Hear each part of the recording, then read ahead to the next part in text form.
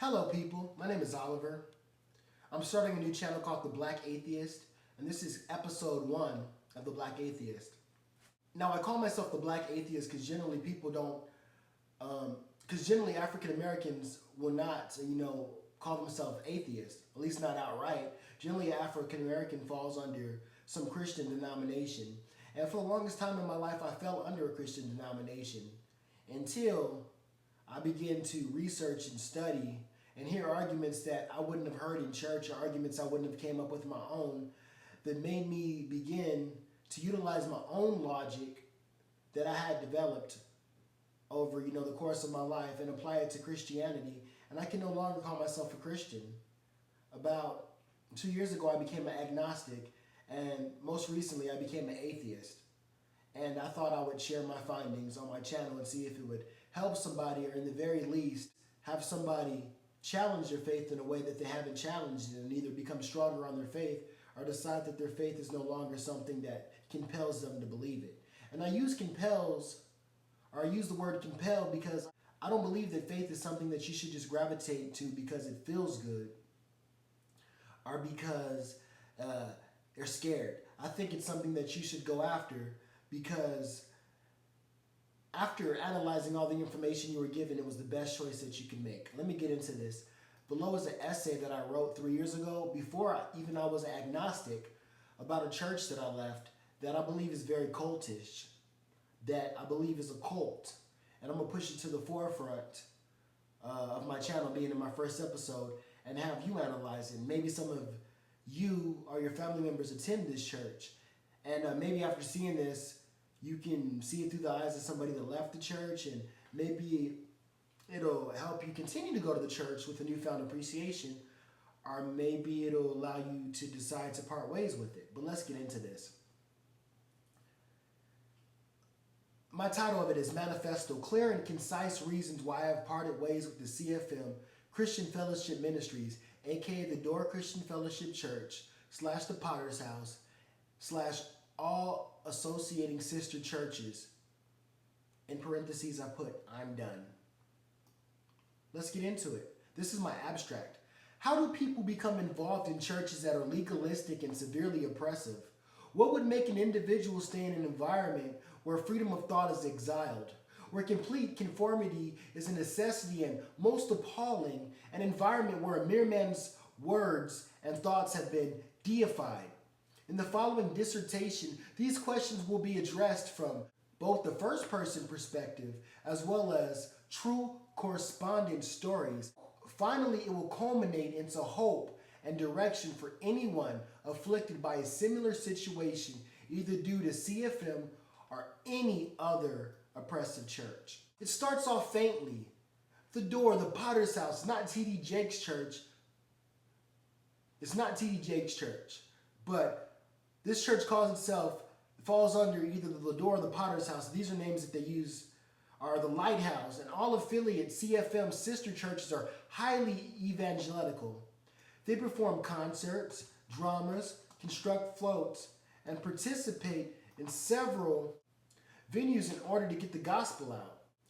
The particular demographic is the unchurched, reasons being the unchurched are predominantly a blank canvas. These individuals are generally void of spiritual principles. The unchurched spoken of here are characterized with sole church attendance limited to Easter, Christmas, Black Friday, or a wedding. Some of these individuals were drugged to church as children but never really understood why they are there or became involved in a personal relationship with Jesus. The unchurched individuals are met with the gospel at any one of these previously mentioned venues.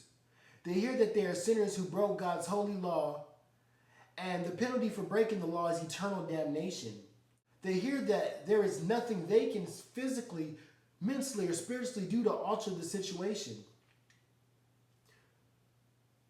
They hear that Jesus and Jesus alone can fix their situation, and if they would trust in this fact and give their lives over to Him, they could be forgiven and allowed to enter into heaven when they die. Miraculously, they have an encounter with the one and true only living God.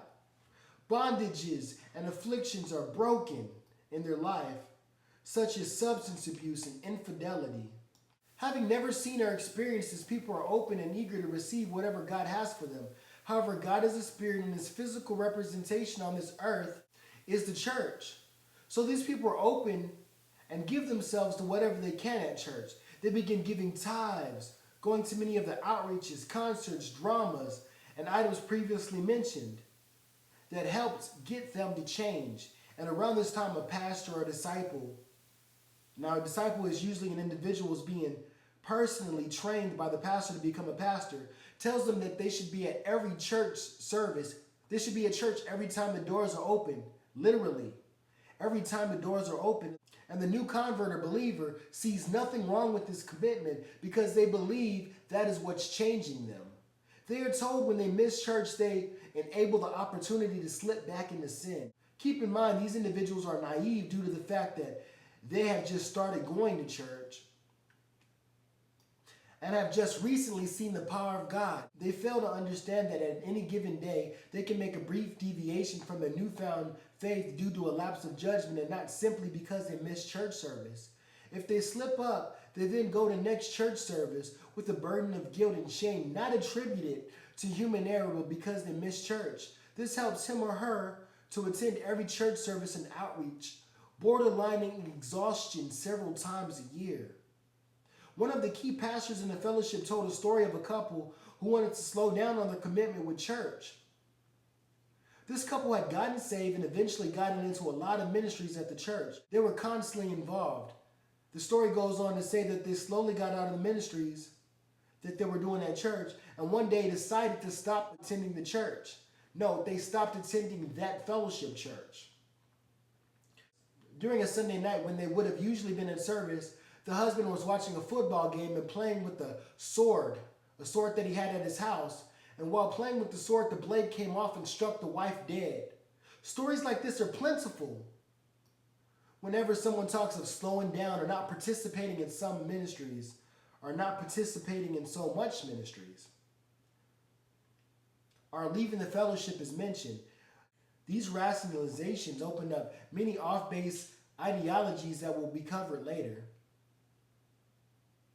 Any individual that has an encounter with God is changed and generally has a desire to find some sort of outlet to show that they are grateful to God. They normally want to get involved with the church. At any CFM church, they are told that they can get involved with the church but must meet certain criteria. The first requirement is that they must have been attending church for 6 months. This allows said individual to show faithfulness and a general idea of what they are, where they are spiritually. This isn't biblical, but it's actually a good rule of thumb. The following scriptures paint a good picture of biblical requirements to be in ministry. 1 Corinthians 4:2 states, "Moreover, it is required in stewardship that one be found faithful." Another scripture, which is 1 Timothy 3:6 states, "Not a novice, least being puffed up with pride, he fall into the same condemnation as the devil." 1 John 4:1, "Beloved, don't believe every spirit, but test the spirits, whether they are of God." With the scripture stated, an individual can understand that a servant must show themselves faithful, not a novice, and that their spirit or intentions must be tested. Most denominations, if not all denominations, will agree with some form of this criterion. However, the second requirement is adjacent to legalistic beliefs. The second requirement is that an individual who wants ministry, i.e. public ministry, drama ministry, praise and or worship ministry, discipleship towards becoming a pastor, etc., must abstain from owning a television as well as attending the cinema, going to the movies. A tough argument that can be made is as follows. Generally, neither television nor cinema has Christians in mind, and they are usually full of vulgarity, pornography, and Eastern mysticism, none of which Christians should have any part in. Psalms 19:37 states, "Turn your eyes from looking at worthless things and receive me in your way." However, a believer should have the ability to decide for themselves what they will and will not watch. Nonetheless, when you enter ministry, you waive this liberty. Oftentimes, people that get out of ministry frequent the cinema and purchase huge TVs. These people are then corporately berated and called all kind of negative things. However, even a novice believer can see that owning a TV isn't a sin. The sheer purchase will not send someone to hell. If it is used to engage in sins such as lust, it can be a catalyst, but not the sole reason an individual will go to hell. There's a double standard with TVs, however. TVs, our monitors, are often found in church, be it for nursery or in the tape or video room. A certain pastor that I know kept a TV in his shed. He would bring out the TV during inclement weather to view a video he was watching or viewing at church. However, for anyone else in public ministry, it was wrong to have one. Defenders of the fellowship's stance on television will say that if you don't want to adhere to the guidelines, then just stay out of ministry, right? However, if you stay in the church, in a CFM church, and decide not to get into ministry, more often than not, you will be bullied or peer pressured into it. People will stick their noses up at you and complain about how they're involved in so much and how they cannot get help from you because you rather have a TV. Especially if they know you have a gifting such as singing or playing an instrument or teaching. Words like flake, slang for someone who is undependable, and carnality, willful fulfillment of the flesh, will be hurled at you. Also, if an individual is in the ministry, they are not allowed to pursue a career in music. However, musicians at the church listen to other Christians' music and learn how to play it from church worship. Learn how to play it for church worship. Also, if someone is in ministry, some churches require men to have little to no facial hair. Mustaches are okay, but goatees are definitely out of the question. One pastor's reasoning came from lead fellowship pastor Wayman Mitchell. Apparently, Pastor Mitchell said that goatees make an individual look rebellious. Furthermore, if you are in ministry, you are required to make it to all the events that the church has. If you can't make it to an event, the church needs prior advisement that you will miss. And if you miss too much, the pastor may even pull you out of ministry. An individual's ministry is often dangled over their head, sort of like a carrot in front of a donkey. If you follow the regulations and everything your pastor puts before you, your ministry is secure. If you don't, your ministry is taken away from you.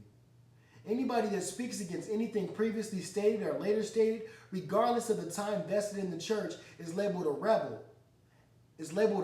And are kicked out of the church.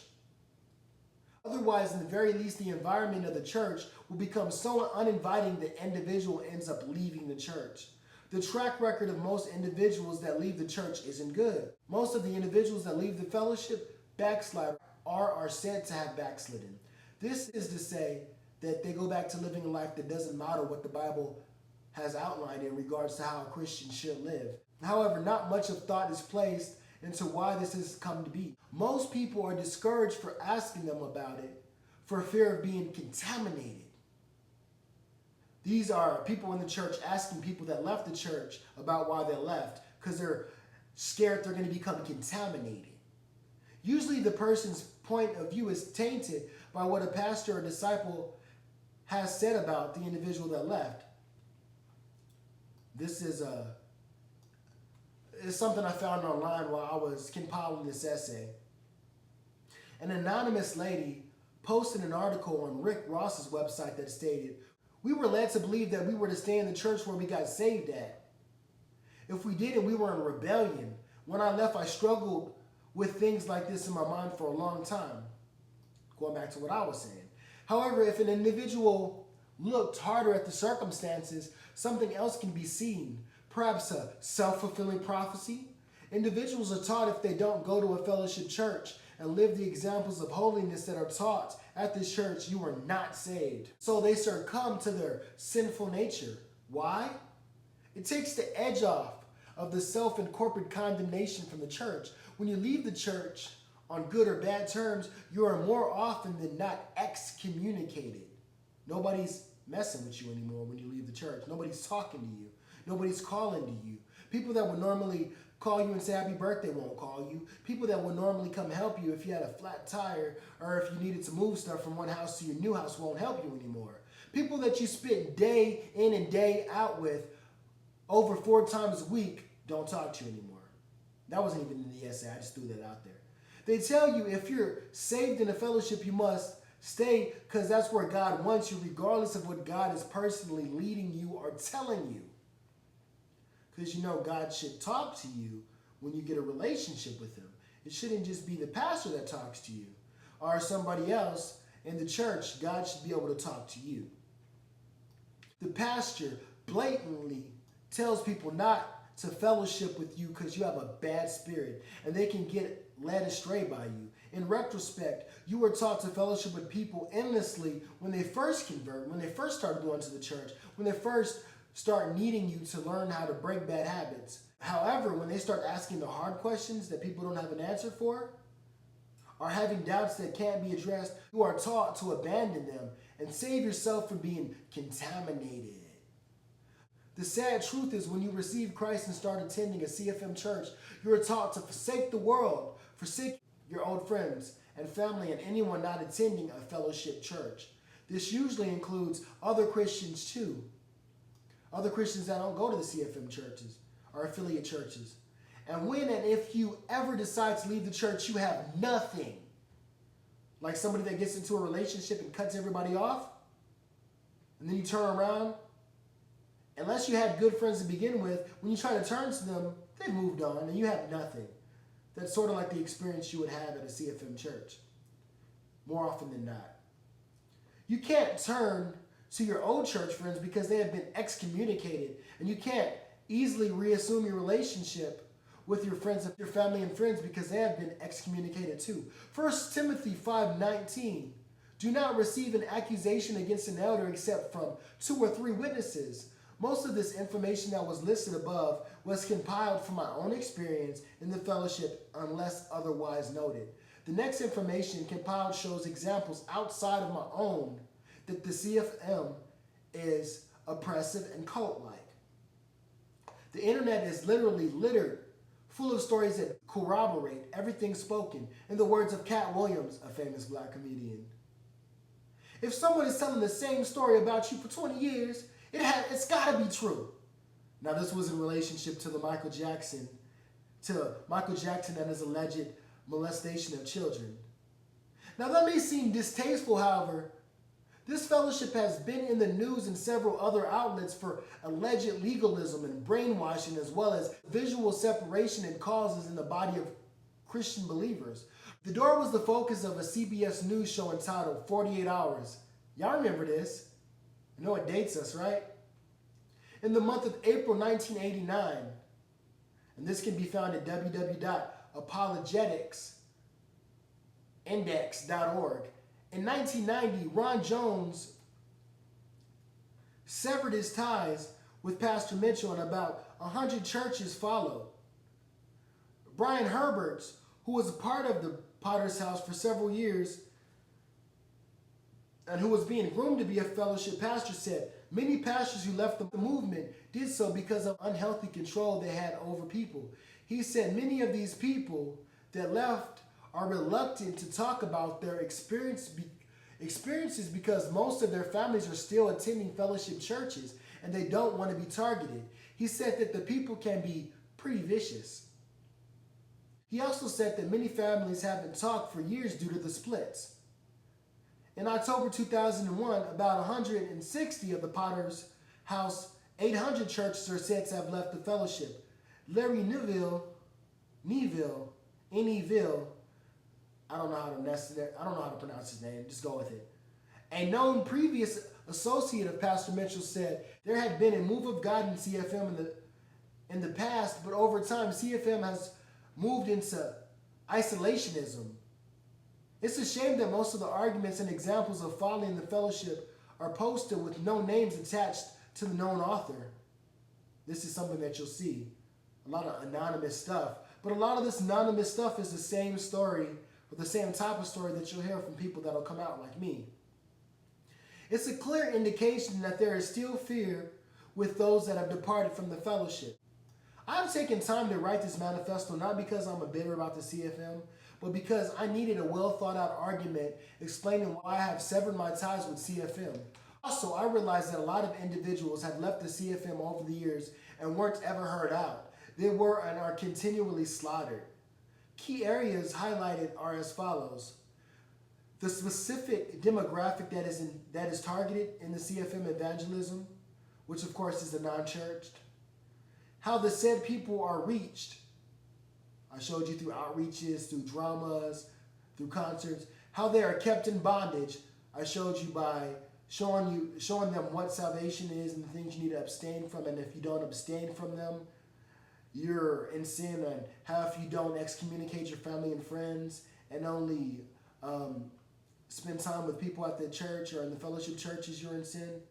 This is a tangible document, and I guess audible now, that anyone could read or listen to. So previous documents and previous testimonies and previous things that people have said about the fellowship won't just fall to hearsay. Once more, I wrote this because I believe with conviction that I'm not the only one in this situation. There are countless people's lives that are affected by the mismanagement of this fellowship. My hope is that this fellowship becomes less domineering and legalistic. If this doesn't happen, I hope that people can decide to leave and have productive lives outside of the fellowship. Thank you for listening. I am the Black Atheist. I will hit you with more videos as I begin to make them. Thank you for taking your time to listen. You can find me on Twitter in the description box. I have not made a Twitter for this channel yet, or even an email. So as I make those, they will become available in the comment box. And, chat it up with me. Talk to me. If you don't believe with some of the things I've said, let me know. If you believe I could have said them a different way, let me know. If you believe, or if you're compelled to believe in what I'm saying, let me know. Encourage me. This has been the Black Atheist. Thank you.